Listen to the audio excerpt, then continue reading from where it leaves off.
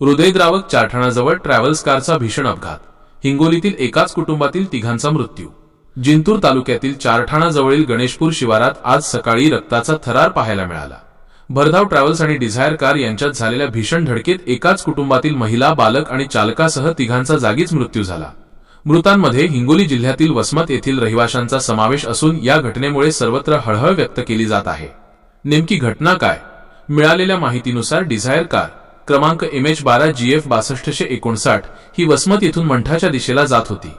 याच दरम्यान समोरून येणाऱ्या ट्रॅव्हल्सने क्रमांक MH20DD 7666 कारला जोराची धडक दिली।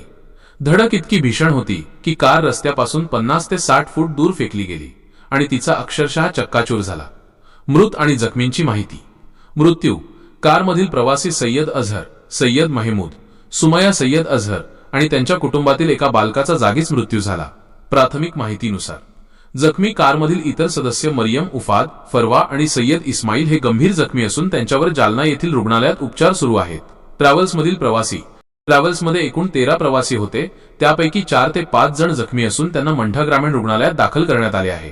ट्रॅव्हल्स चालक संतोष केशवराव शिंदे, वय 49, रा. संभाजीनगर हे देखील गंभीर जखमी असून त्यांना पुढील उपचारासाठी छत्रपती संभाजीनगर येथे हलवण्यात आले आहे। मदत कार्यात स्थानिकांचा पुढाकार। अपघातानंतर घोडेके कन्स्ट्रक्शन समोरील स्थानिक नागरिक आणि प्रवाशांनी तात्काळ मदतीसाठी धाव घेतली। वाहनाचे पत्रे कापून जखमींना बाहेर काढण्यात आले।